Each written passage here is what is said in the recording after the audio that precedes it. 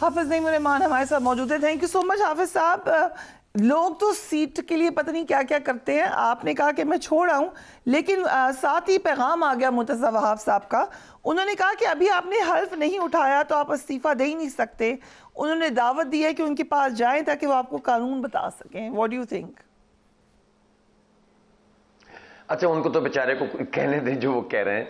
वो तो ये समझ रहे थे कि उनकी जान छूट जाएगी, तो उनकी जान कैसे छूट जाएगी? मैं तो कराची में हूं ना, हूं मेरी पार्टी भी मौजूद है, तो कब्जा करके वो मेयर बने हुए हैं, इसको तो एक्सपोज हम करते नहीं, उसको छोड़ दें आप। बात यह है कि जमात इस्लामी ने यहां पर 8.25 लाख वोट लिए हैं कराची में, और उसकी सीट आई है 1। एमक्यूएम ने वोट लिए हैं धांधली करके, कब्जे करके, ठप्पे लगा के, जितने वो लगा सकते थे, क्योंकि वो इस काबिल भी नहीं रहे कि जिस तरह पिछली दफा कब्जे करते थे, वो इस काबिल भी नहीं रहे थे। सब मिला के उनके वोट 1,60,65,000 हैं अकॉर्डिंग टू द फॉर्म 45 जो प्रोवाइड किया है इलेक्शन कमीशन के प्रिजाइडिंग अफसर ने पोलिंग एजेंटों को, जो दिया है साइन के साथ, जो वाहिद ऑथेंटिक डॉक्यूमेंट है इस पूरे इलेक्शन का।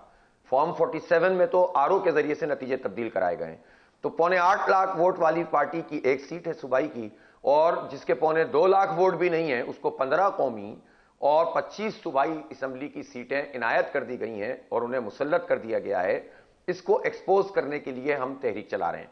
पीटीआई को वोट मिले हैं और हमसे कुछ ज्यादा मिले हैं, लेकिन पीटीआई के वोट और हमारे वोट के अलावा कराची में ना पीपल्स पार्टी को उस तरह वोट पड़ा है। उनके 2-3 सीटें बनती थी, उनको भी साथ दे दी गई, और इनकी तो बनती एक। मैं आपको इस दावे से कहता हूं कि एमक्यूएम ने पूरे कराची में शायद ही कोई पोलिंग स्टेशन 5,500 में से कोई एक स्टेशन विन किया हो जेन्युइनली, और फॉर्म 45 उसके मौजूद हैं सबूत के तौर पर।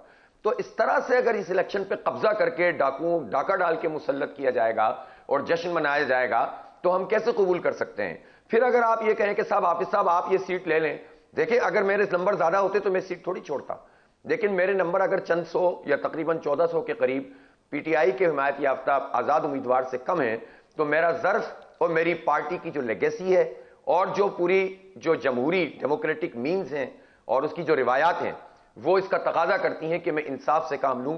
एमक्यूएम के आदमी का भी वोट मुझसे ज्यादा होता तो मैं सीट छोड़ देता, इसलिए कि हमें अल्लाह को जवाब देना है।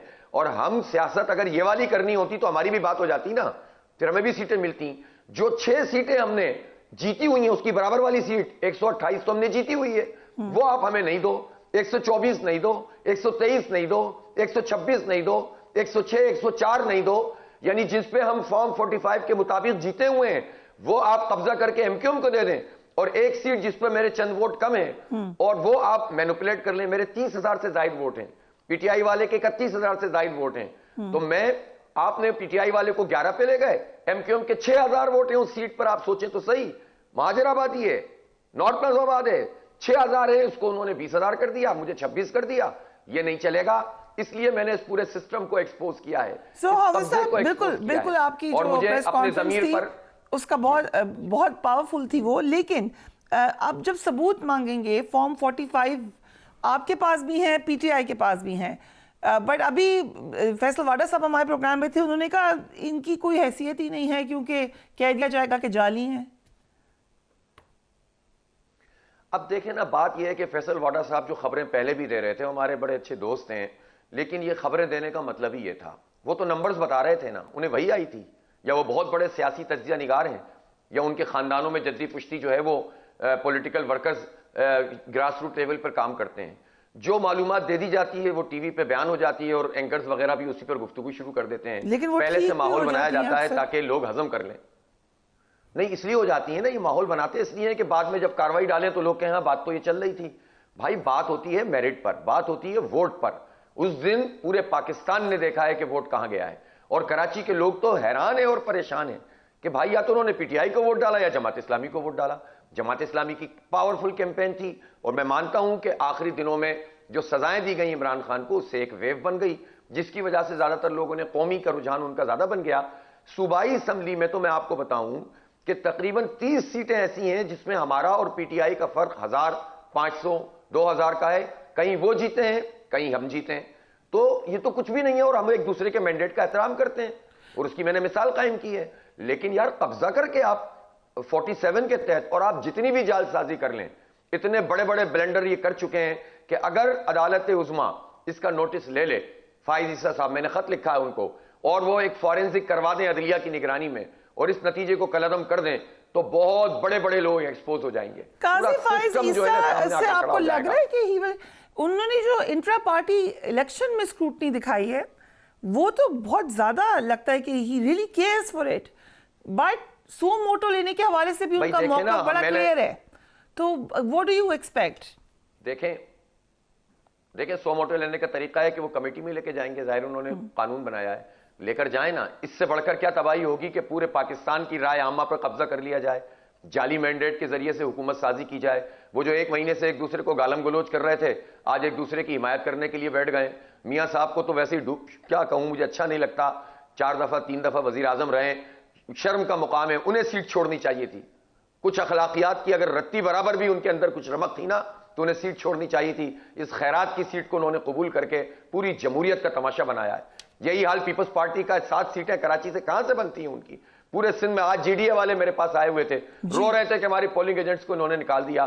सायरा बानो 1,10,000 वोट लेकर जो है वो हार गई और जबरदस्ती मुसल्लत दूसरों को कर दिया गया। इसी तरह से आप ये देखें कि पीर साहब पगारा जो कभी भी इस तरह की गुफ्तगू नहीं करते, कल आप उनकी गुफ्तगू देखें, उसने तो बिल्कुल वाजे कर दिया कि क्या हालात चल रहे हैं। इसलिए मैं समझता हूं कि होश के नाखून लेने चाहिए।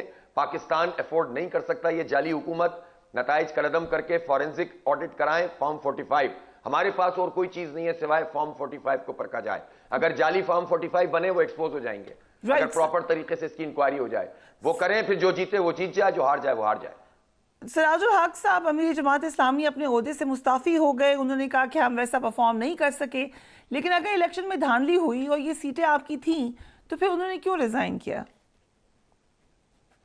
नहीं देखें, वो उनका उन्होंने एक अखलाकियात का मुजाहरा किया है और अपने तौर पर उन्होंने जो है वो ये समझा है कि भाई एक स्ट्रॉन्ग कैंपेन भी थी, मेहनत भी थी, सब कारकुनों ने काम भी किया, लेकिन अमीर मैं हूं और शिकस्त हुई है तो उसको उन्होंने अपने उस पर लिया है और ये बहुत अच्छी बात है। कल खबरें आई कि तवील मुशावरत हुई आपकी और सिराजुल हक साहब के दरमियान, कोई खास कराची के हवाले से? नहीं, वो तो कराची तशरीफ लाए हुए थे ना जी।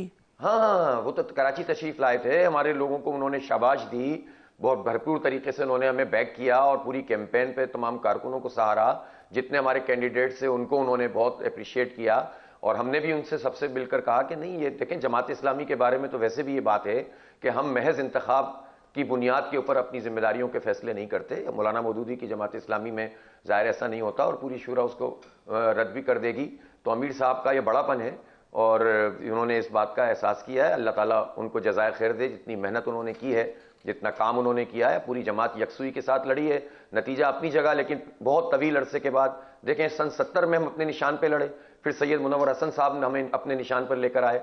अनफॉर्चुनेटली फिर हम MMA की तरफ चले गए, जो तजर्बा अच्छा नहीं रहा। अब जमात इस्लामी में ये यकसुई है कि हम अपने परचम अपने निशान पे लड़ रहे हैं, हमने वोट ज्यादा लिए। अलायंस का बताएं, जो KP में अलायंस का ऑफर किया है PTI ने और नेशनल असेंबली में उन्होंने दूसरी जमात को प्रेफर किया है, योर कमेंट्स ऑन दैट? अच्छा चलें, बस वो उन्होंने इस पर हमसे बात की है, हमारी भी एक कमेटी है, उस पर गुफ्तगू हो रही है और हमने उसको इस तरह से वेलकम किया है कि हम अपॉर्चुनिस्ट नहीं बनेंगे कि अब उनकी एक पोजीशन है और उनको एक सहूलत चाहिए तो हम कहेंगे साहब हमें ये दे दो, ये दे दो। हम अगर वो हमारे साथ आएंगे तो पूरी बातचीत करके उनके लिए सहूलतकारी कर सकते हैं, क्योंकि बहुत महदूद मुद्दत के लिए उन्हें इस बात की जरूरत पड़ेगी। तो जाहिर सी बात है कि उनको अगर वोट मिला है तो हम अवामी मैंडेट का एहतराम करते हैं, बल्कि तो हम तो ये कहते हैं जिसका सबसे ज्यादा अगर लोग आ गए आपके साथ हाफिज साहब, वो फिर पूरे 5 साल के लिए हैं, वो फिर फ्लोर क्रॉसिंग हो जाएगी। मेरा ख्याल ये है कि अगर ये सेटअप वाकई जेन्युइन तरीके से आगे चलेगा और ये 2 नंबरियां नहीं होंगी जो हो रही हैं, तो सुप्रीम कोर्ट या कोई भी कोर्ट उनको ये फैसिलिटी दे देगी कि चूंकि आप एक सर्टन हालात के अंदर आपको, चूंकि इंटर पार्टी इलेक्शन की वजह से आपका निशान लिया गया था और अब आपके इतने लोग हैं, तो उनको ये अलाउ करेगा, गवर्नमेंट करेगी। बहुत सारे इसके पैरामीटर्स कानूनी हो सकते हैं कि जिसमें उनको उनका निशान अलॉट कर दिया जाए या उनकी पार्टी को बहाल कर दिया जाए। तो मेरा ख्याल है कि ये कानूनी मसला तो है, लेकिन फिलहाल तो उनके लिए प्रॉब्लम है और अगर वो प्रॉपर तरीके से बात करेंगे और निगोशिएट करेंगे, बैठकर तबादला ख्याल करेंगे, तो हम इसको पॉजिटिवली सपोर्ट कर सकते हैं। जमात इस्लामी को कोई प्रॉब्लम नहीं है, अलबत्ता उनको भी ये चाहिए कि फिर वो बयानात के जरिए से नहीं, गुफ्तगू करके बात को आगे बढ़ाएं। एक दफा एक बयान आता है, दूसरी दफा दूसरा, तो कंफ्यूजन खामखा में पैदा होती है। हम तो ज़ाहिर है इस वक्त अमूमी तौर पर मैंडेट की बात कर रहे हैं, चाहे वो PTI का हो या जिसका भी हो, और हमने बिल्कुल खुले दिल के साथ इस मैंडेट को तस्लीम किया है। इसलिए उन्हें भी चाहिए कि वो, क्योंकि उनकी 3-4 चीज़ें चल रही होती हैं मुख्तलिफ लोग, तो उन्हें भी चाहिए कि वो फिर यकसुई के साथ आकर जमात इस्लामी से बात करें। अमीर जमात इस्लामी के लिए जो 3 नाम मजलिस शूरा ने दिए हैं, इनमें आपका नाम भी है, मुबारक हो आपको, सिराजुल हक साहब और लियाकत बलोच शामिल हैं। ये ऑब्वियसली उनकी रेगुलर आप लोगों का ये सिस्टम है, बट आपको कैसा फील हो रहा है नॉमिनेट होने पे? नहीं, मैं तो सच्ची बात यह है कि ये नाम हमारे यहाँ आते हैं अरकान जमात में से जो 50,000 के करीब हैं, किसी भी रुकन को जमात इस्लामी में वोट दिया जा सकता है, और ये तो बहुत बड़ी और भारी जिम्मेदारी है।